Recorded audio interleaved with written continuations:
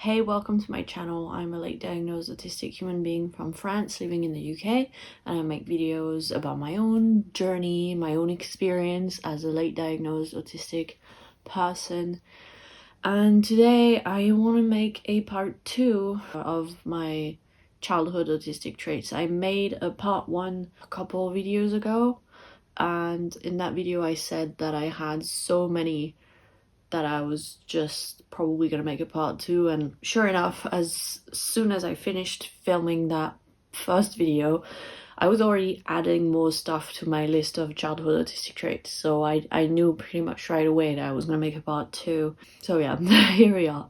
I just wanted to take a quick minute to thank you because I just reached 500 subscribers and a couple days ago, which is amazing. And I never would have thought when I started this channel that there would be so many of you along for the ride a few months down the line. And I'm so grateful to all of you.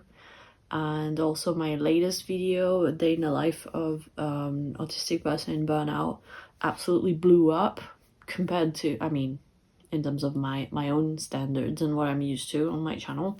But like, I hit over 1,000 views in a little over a day, which is like more than 10 times what my videos usually get at this point. Like after a day, usually my videos are at less than 100 views, and this is over 1,000, so it's crazy. I'm not quite used to that, my videos getting that much attention. I haven't received any hate or anything like that, only lovely supportive comments. I feel so excited that my video is reaching more people, but it's also a little bit intimidating because I know there's it's probably one of my most vulnerable videos, and I know there's a lot of people with not so good intentions online, and it's just a little bit scary putting so much of myself out there for thousands of people to see. But of course, when you post a video on YouTube, that's kind of you have to be prepared for that, and it also means that it's gonna reach more people, and it's gonna hopefully educate more people on autism and maybe help some people recognize themselves or feel some kind of validation. So for that reason, it's worth it. It's a little bit nerve-wracking because it's new. Just a friendly reminder, if you're not subscribed yet, please subscribe. I noticed that about 60% of my viewers aren't, between 60 and 70% of my viewers aren't subscribed to my channel, so please subscribe if you like my videos. One more disclaimer before I get into the video, sorry. Obviously, autism is a spectrum, which doesn't mean that there are less autistic people on one side and more autistic people on, like, people with mild autism on one side and severe autism on the other side. It's not a linear spectrum. It's more of a pie chart with like different areas, and we all exist in different places on that pie chart on each area. I don't know if I'm explaining this well, which means that every autistic person is so different because our autistic traits manifest based on our life experiences, based on our synaptic pruning, which is basically, the whole explanation behind autism is that the synaptic pruning doesn't happen the same way as it does in neurotypical people, and so a lot of things that disappear along the way for neurotypical people actually stays in a lot of autistic people in the brain, in the way the brain is wired, which explains all the autistic traits. But it also means that because synaptic pruning obviously is gonna happen in different ways in different autistic people. We all have like common traits, but within those common traits It can present in a million different ways, which is why we like to say in the community that when you've met one autistic person, you've met one autistic person, and we're all different. So anything I talk about in those videos about my childhood autistic traits is just my own experience. Just because my childhood autistic traits don't look exactly the same to yours doesn't mean you're not autistic, doesn't mean I'm not autistic. We're all valid as long as we meet the diagnostic criteria, obviously. And even then, scientists are saying that the diagnostic criteria for autism is a little too strict and is probably keeping out a lot of what we call subclinical autistic people. If you're interested in anything I've just mentioned, please go do your own research. I'm not a specialist. I'm just an autistic, like diagnosed autistic person with a special interest in autism, and I've been researching and learning all I can about it for the last 9 months. This is what I've absorbed, but obviously I'm not an expert. Don't quote me on anything. Please go do your research if you're interested. It's a really fascinating topic. So let's get into it. My first, I should say 36 childhood autistic trait is that I used to read encyclopaedias and dictionaries. I remember I had a very old dictionary that my mum had from her youth, and my mum was born in the 50s, so it was quite old. And I remember it was like black and green, and it was on my bedside table. And as a child, I had a phase where like every night I would pick up this book, this dictionary, open it to a random page and read some definitions of words. I also loved reading from encyclopedias, especially I had a bunch of encyclopedias on animals and wildlife, biology, things like that. And so same thing, I would just, when I was bored sometimes, well, I was never bored, but I would sometimes open an encyclopedia and just read stuff about certain animals, and I had lots of other things to do. This is what I chose to spend my time doing sometimes, and when I thought about that through the lens of autism, I was like, yeah, I think that makes a lot of sense, because we tend to, although it's definitely a myth that autistic people only like non-fiction. I know a lot of autistic people like non-fiction, but there's also a lot of autistic people who love fiction. So, but I feel like it was still a good indicator, because I don't think there were a lot of people my age who are reading from dictionaries and encyclopedia in their own time, you know, in their own free time, you know. So that was fun. But along the same kind of line, I had like what I call systemized pretend play, so like imaginative play. So that's another myth or misconception, and I'll probably make a whole video about myths and misconceptions of autism one day. But another myth is that autistic people don't have imagination and that we can't do imaginative play or pretend play, which is a shortcut, because it is true that some of us struggle with social imagination, which is a very specific aspect of imagination. It doesn't mean we have a bad imagination. It just means that we sometimes struggle with the social aspect of pretend play or stuff like that, which is why, you know, a lot of misinformed specialists will say like, oh, no, you can't possibly be autistic because you write fiction, or you love reading fiction, or you seem to have a good imagination. That's bullcrap. Being autistic doesn't mean you have a bad imagination.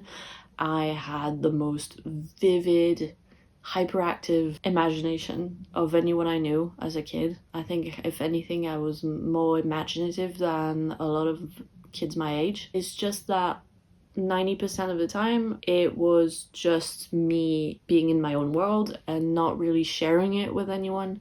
I did do pretend play with other kids. I have a handful of memories of playing like that with other kids, but the thing is, I think most of the time I preferred playing on my own because I could be in control of everything, and when I was with other kids I could be quite bossy So it was a combination of them probably not wanting to play with me much and me preferring to play on my own because I was an only child anyway, and being autistic, you know, you tend to be more independent and you know. So I did a lot of imaginative pretend play, but mostly on my own. And what I say that I did systemized pretend play is that I developed systems. So I've mentioned in many of my videos before, I loved to imagine that I was an animal or a mythical creature, a character from one of my favorite fantasy worlds, because I loved anything to do with fantasy. I loved movies. Those were like my main special interests and still are. And so I would imagine that I was at Hogwarts. I would imagine that I was a dog or a horse or a tiger or a monkey. Or a dragon rider, anything you can think of really. Because I liked doing that so much, it's almost like every day I was a different, pretending to be a different animal. And I had developed at one point a system that I wasn't super happy with, and it wasn't very efficient, but it just goes to show how far it went, how important it was in my life. I basically like picked up a few pots and stuff, wrote things on little bits of paper, and basically I had different categories. So I had like a category for, and again, this ties into the reading the encyclopedia, because I would use the information from the encyclopedia to make that game happen. Make a category of like feet, and so I would have like hoofs and claws and, you know, all the types of feet in the animal kingdom. And then I would have coats, so I would have fur, I would have scales, feathers, you know, all the different kinds of coats that animals can have. And I would do that for every aspect of the animal. And then I would like pick a paper from each category, and I would get very frustrated with myself because, and like, this is probably, I was probably younger than 10 at this point, maybe even younger than 8, I don't remember, but I would get frustrated with myself because I would end up with, that's where like I hadn't thought it through. It was like a very spontaneous thing, but by picking a paper in each category, I would end up with like a crazy made up creature with a bill and fur and like hooves that didn't make any sense. And also I would end up with an animal that I didn't want to pretend to be. For example, I was only interested in mammals, so I wasn't interested in anything that laid eggs. I felt more connected to mammals, and so I was like, my game is stupid because I included like birds and reptiles in it, and I'm not interested in pretending to be a reptile or a bird. So then I removed all that, I was left with the mammals. It just never really worked, but the fact that I put so much time and thought into something like that just to play with myself and not even to play with anyone else, just to me screams autism. Okay, so the next one is I had an obsession / fascination for certain objects and toys, and I put a few examples there. So it includes my collections and stuff. I briefly mentioned in the first part that I had a massive plushie collection. That was definitely my biggest collection, but I also collected other things just in smaller quantities, but it wasn't really quantity that mattered to me, I think. But I definitely had a few things that like I cherished as like my little treasures. And in the first part of this video as well, I mentioned how I had really like intense excitement and wonder and amazement at things, and that very much included all of my favorite toys and just favorite objects of mine, where I felt like they were almost like sacred to me. And sometimes I wouldn't even do much with them, but I would just, the mere fact of owning that thing and looking at it brought me so much joy. And I think that's where the lining toys autistic trait links into that, where I don't remember ever actually lining up my toys. The closest I came to that was I had a little small collection of little cars. I really liked them, but I didn't play with them that much, and that's like I guess the atypical autistic way of interacting with toys, where a neurotypical child will use it as it's intended, in its intended use, and an autistic child might just use it in an atypical way. So instead of racing my little cars or anything like that, I was just, most of the time it was just me opening the drawer where I kept them. First of all, I kept them in a drawer in a kitchen cupboard, which doesn't really make sense, but and they were very much lined up in that drawer where they were all next to each other. So I guess in that sense you could say that I liked lining up my toys, and sometimes I just like to open that drawer and look at them, which is pretty atypical for a kid. And I didn't necessarily play with them a lot because it was kind of boring, but just, the feeling of collecting that thing that I really liked, and then knowing that it was there and I could go look at it whenever I wanted to, brought me a lot of joy. I had several things like that. Like, I loved my marble collection. Every occasion I had to buy new, or ask my parents to buy me new marbles, I would, and I loved collecting them.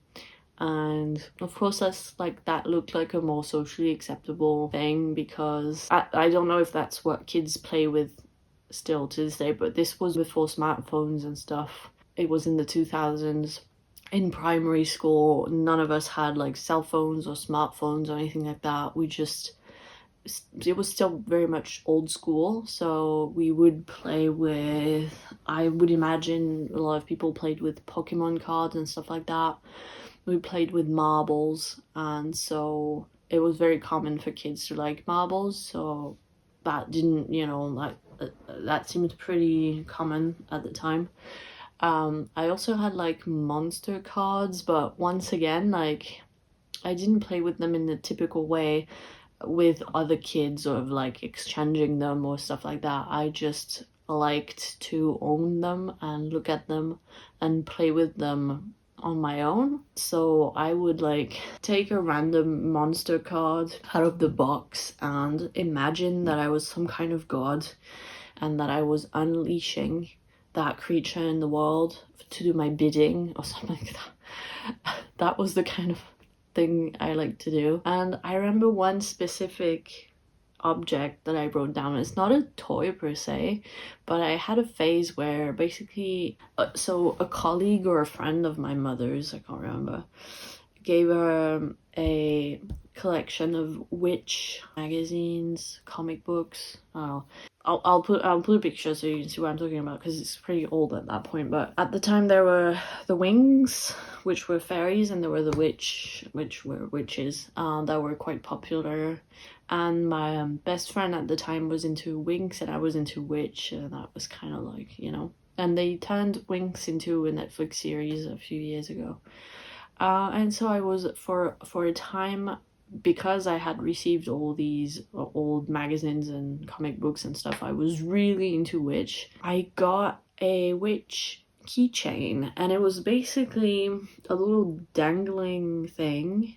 Was it a keychain or like one of those things with like thread at the end, and you were supposed to, that time when phones had, again, it was before smartphones. Some phones had like a hole in the corner where you could thread something through and like tie it up, and you would have something dangling from your phone. I think it was something like that, and it was like basically a little chain with little plastic squares attached to each link of the chain, and on each plastic square was a picture of one of the witch characters and probably other things. And there was something about this thing, I don't know if it was the sensory aspect of it, the way it sounded as it jingled, or the way it felt as I was stroking it, or just the way it looked, or all of that combined. I was obsessed with that keychain. Like, you know, in an pretty unusual way, because I feel like, and that's one of the things that contributed to me feeling very different from every other kid, is because I could tell that the way I interacted with the world, the way I interacted with objects, with my environment, was pretty unusual. Because most kids had toys, they played with them, blah blah, and then they moved on. But it was like they were sacred to me, and I loved them more than anything, and they brought me like an unusual amount of joy, if that made sense. And like, I cherished them so much. Okay, next one is developmental delays. Okay, so this is something that is often talked about in the context of autism. And we often hear like developmental delays in autism as like, oh, he didn't talk until he was 3 years old. For me, it wasn't like that. Early development, I think, based on what I know, what my mom told me, what I read on my health records, because in France, basically, when you're born, you're given I don't know if that's still the case, but when I was born in the late 90s, that's what they did.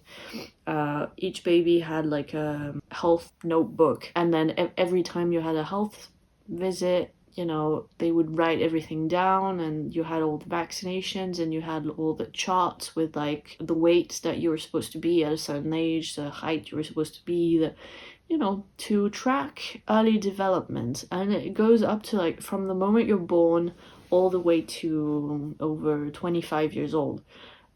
It's supposed to track your whole health journey from the moment you're born, essentially. That played an important role in my diagnostic process, because I had access to that, and what I could decipher from the wonderful handwriting of my doctors was really helpful. For example, you know, it mentioned things like skin sensitivity as a baby already. It was also helpful to answer some of the questions in my assessment questionnaire, like at what age did you start talking, did you start walking, did you start sitting up, things like that, babbling. And I didn't have any developmental delays in those areas that I can think of that would have raised concerns, and I don't think I was particularly early in any of that either, like pretty much average, you know.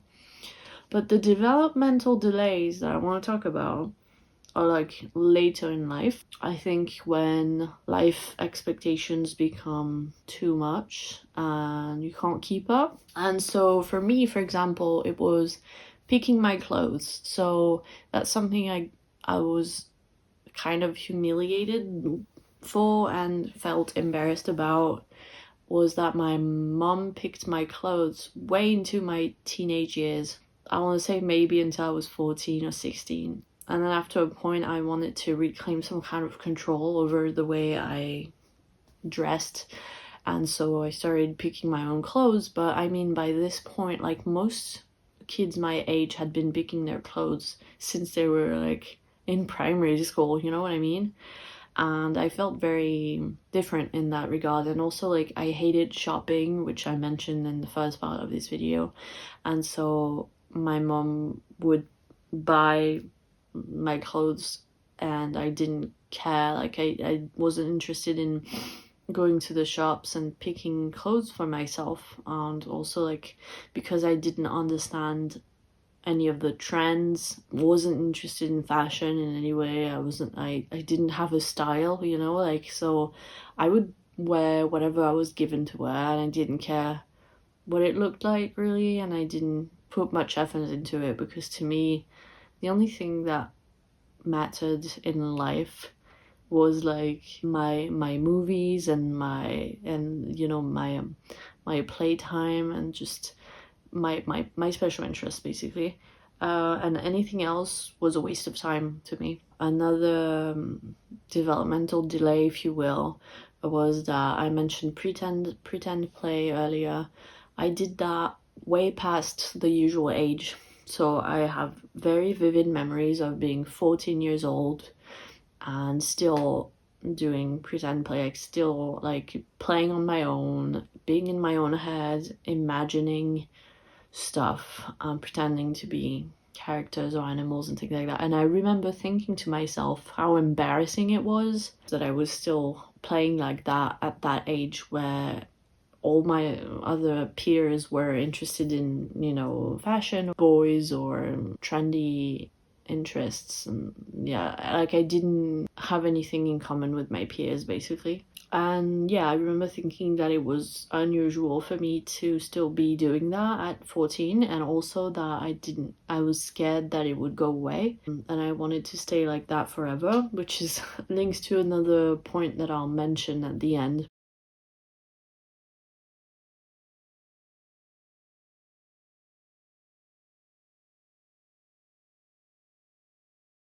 Something else is wetting the bed. Another developmental delay.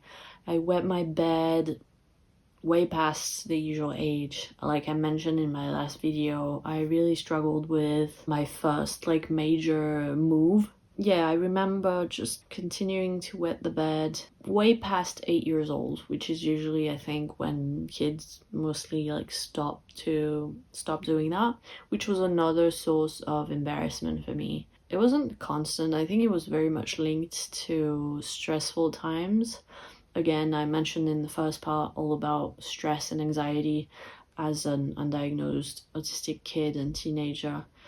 I had a lot of side effects of chronic stress, and I think that was one of them.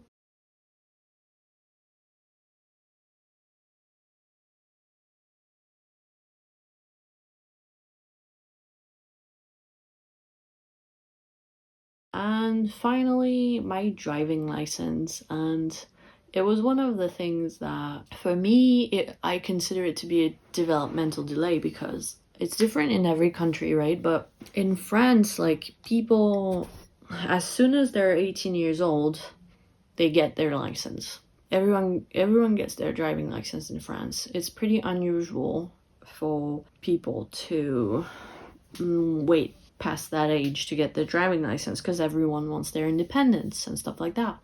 And I very much didn't feel ready for that until I was 23, 24, and we were living in London, and we did a road trip with my in-laws, and then we were like, it would be nice. My partner didn't have his license either. We were like, it would be nice to have a driving license and stuff. And that's when we did it. But like before that point, I didn't feel like, I felt very scared to drive, and I just didn't feel ready. And I don't know, still to this day, like driving isn't like, I enjoy driving, but also like it's not a given to me. Even though I've driven all across Europe, I have a lot of experience driving, but it's still not something I feel super comfortable with. I cannot drive on my own. I have to have my partner with me, because I'm so scared of like something happening and having to deal with it on my own. Like, it's one of those areas in life where I definitely don't feel independent. So I know that the fact that I got my license later on, even though from the outside it might look like, you know, a lot of people get their license later on in life, they just didn't need it. For me, it wasn't only that I didn't need it before then, it was like I didn't feel ready when everyone else did, you know? Okay, the next point is I was friends with and identified with the misfits. So that was true throughout my childhood.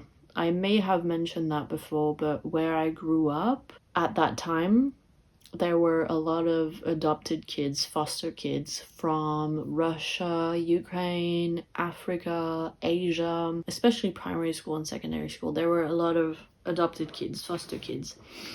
And there were also like disabled kids, but strangely enough, because France is the country that diagnoses autism the least, I didn't know any autistic kid, like any officially diagnosed autistic kids. I probably, you know, I knew there were a lot of kids that, you know, looking back were probably autistic, but if they were diagnosed, I didn't know about it. School didn't tell us, and they didn't have any special accommodations that I knew of. So yeah, there weren't any officially autistic people around me, or even ADHD.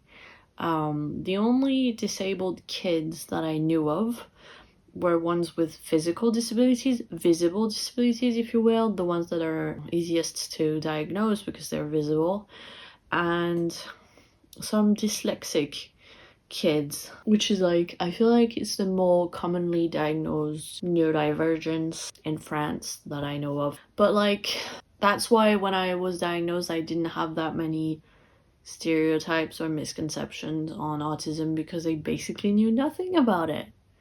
I had never met autistic people that I knew of. I did, but I didn't know they were autistic, you know what I mean?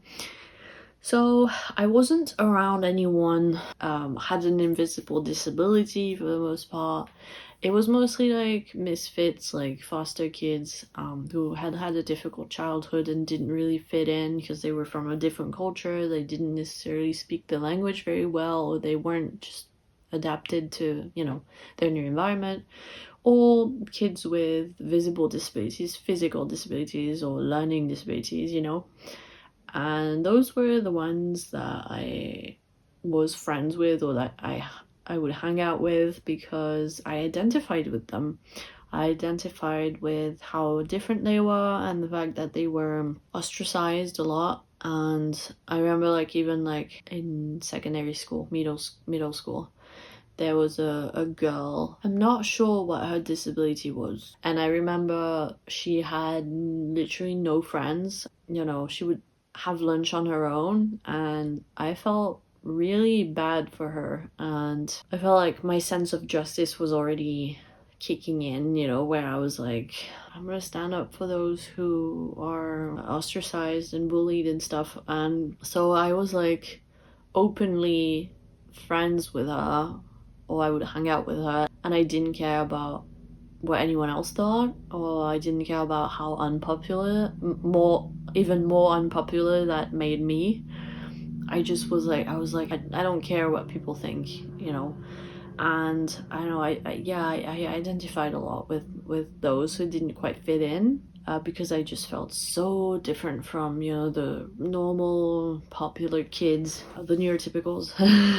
Another another childhood autistic traits was, and again, I've mentioned that a bit in the first part, is that I would rewatch the same movie many times, and they were more than just movies to me. They were like my friends. I know Dana Anderson mentioned in her videos, because she has a special interest in movies, and she mentioned how like they are friends to her. They're much more than movies, and I really resonate with that because as a kid, I didn't really have friends. I would come home and pick a movie from my VHS DVD collection and watch it, and it was very much like coming home. The characters in my favorite movies were definitely my friends, you know? And I would often rewatch the same movie. Again, like, this was long before Netflix or anything like that. So whenever I wanted to watch a movie, I could either pick from my VHS DVD collection or watch whatever was being broadcast on TV. The choice was limited, but also like not that much. It was more limited than, you know, nowadays with on-demand services like Netflix and stuff, but it was still like there was a lot of choice. But I would always gravitate towards the same movies because I liked the way they made me feel. I liked the world in those movies. I liked the characters in those movies, and I wanted to immerse myself in that over and over and over again. And like, this is something I've started to figure out since getting my diagnosis and stuff, but to me, sounds and like the soundtracks in movies were really like an auditory stim to me. And that's why like I would have a lot of echolalia around movie characters and stuff. And like movie soundtracks. Still to this day, like whenever I put on a comfort movie, I don't know how to explain it. It's like listening to a favorite song I know by heart, but like it's the soundtrack and not just the music, but also the dialogues, the sound effects. It's all like music to my ears, and it's very much a stim. So I think there was a lot of that, because growing up, I remember thinking that I had a different approach to movies, or like just stories in general. I wasn't, the things I liked in movies definitely wasn't the same thing that most people liked. For example, it wasn't really about the story for me. It was very much about the atmosphere, the world building, the characters, but mostly like the atmosphere, the sounds, the music and stuff. That was why I kept coming back to the same movies over and over again, was to feel all that again, you know? Similarly, I thought real life was like in movies, because movies were so important in my life. It really took me a while, and when I say a while, like so late, it's embarrassing to admit, but like way into my teenage, young adult life, I realized that life wasn't like in movies, in the sense that, like, I thought that the way people spoke in movies was the way you were supposed to speak in real life, for example. And like, it was very much until I did my master's degree in creative writing, and we were actually taught, like, you shouldn't write dialogue realistically. People don't speak in stories in fiction, people don't speak like they do in real life. Like, everything about the story is crafted in some way to like convey a message, symbolism and stuff like that. And I was like more mind blown than I should have been, because it's like, to me, for most of my life, movies were real life. Movies were almost like more real than real life, you know what I mean? And they made more sense to me than real life. I definitely think it ties into my autism and like my differences in communication and social interactions, and like how I understood social dynamics and like all the cues that I missed. I very much thought that movies were like a good representation of real life, which got me in trouble a few times, because I would borrow things from movies and like say things I heard in movies in real life. I would look at a character in a movie and be like, I wish I was more like them. I'm gonna try speaking like them, or like doing this like them. And I was almost like trying to put the mask of that character onto myself and become that character. Or I would observe people in real life and be like, I wish I was more like them because they're cool and popular, and so I'm gonna try to, and like in my head I would actually imagine that I was that person. I would become that person and try to behave like them and talk like them. And so that led to me living my whole childhood, early teenage years, pretending to be someone I wasn't, and like wishing that I was someone else, because I felt so weird and different, and I had horrendous self-esteem.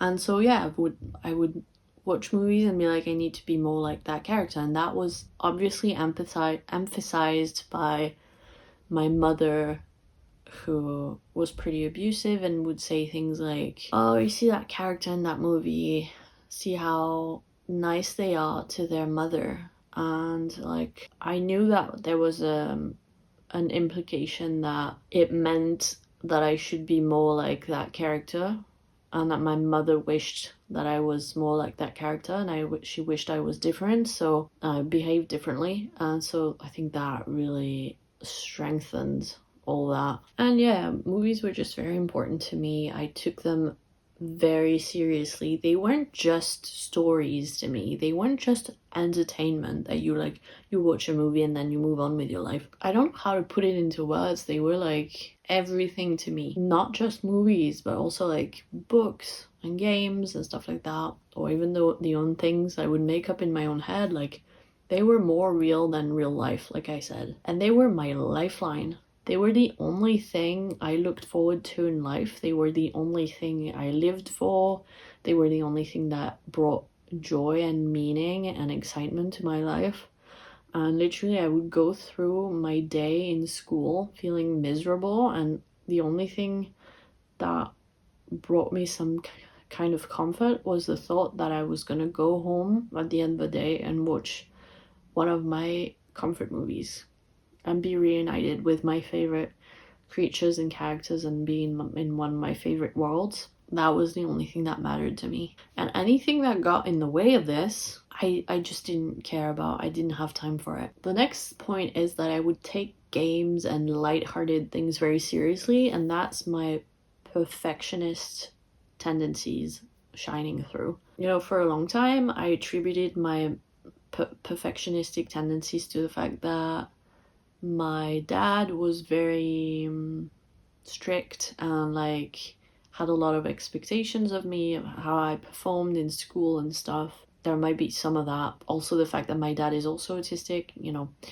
But mostly I think I'm wired to be very perfectionistic. I guess it was also me not reading social cues very well, where whenever I would do something with another kid or just on my own, it's almost like to me there was no difference in importance between schoolwork, for example, and a little side project with friends.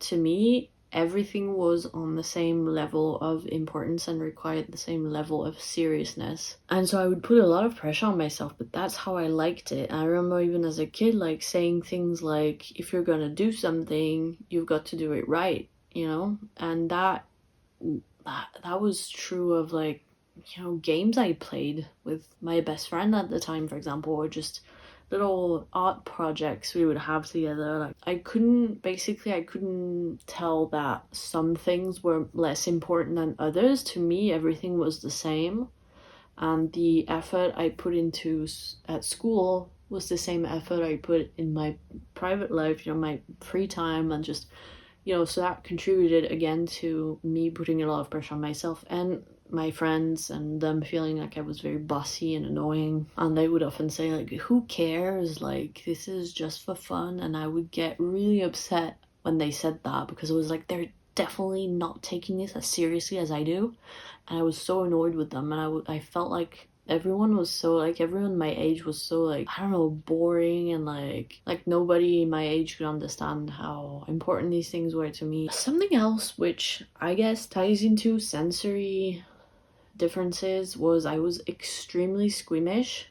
And when I say extremely squeamish, for a long time I could not look at blood or anything like that. And I have memories like of in secondary school in science class. I don't know if it's still a thing, but I think it's absolutely appalling, and I hope it's not a thing anymore, that we were asked to like dissect live animals. And there was a class when we were asked to dissect worms and snails. Like, can you imagine?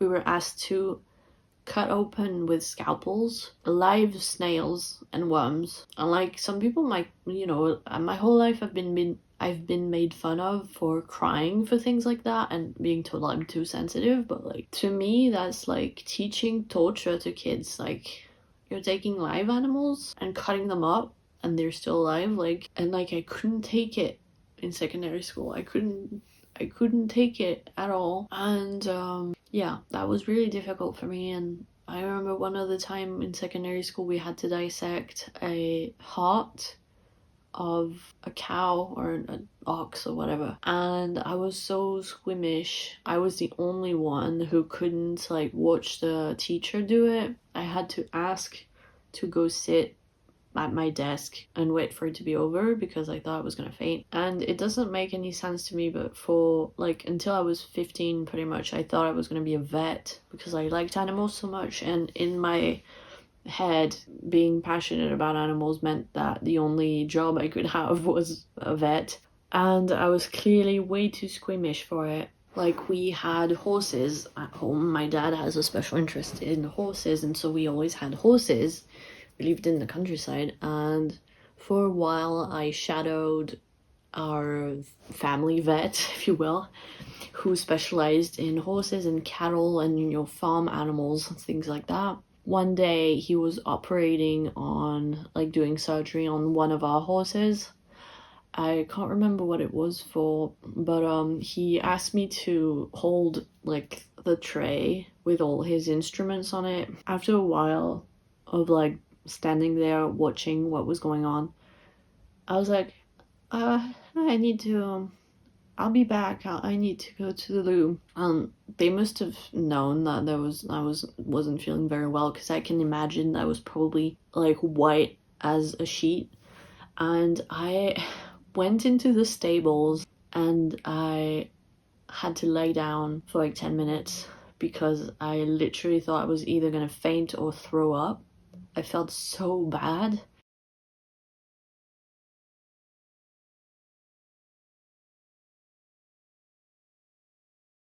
I was extremely squeamish. I still am. Not as much as when I was a kid, but like there are still things that most people are okay with that I cannot stand. Maybe that ties into, you know, the extreme empathy that a lot of autistic people have. I don't know, but I'm very, very squeamish. Like, even like last night, my partner and I were watching an interview of what's it called? A forensic surgeon, whatever. And he was talking about the deaths of famous historical figures.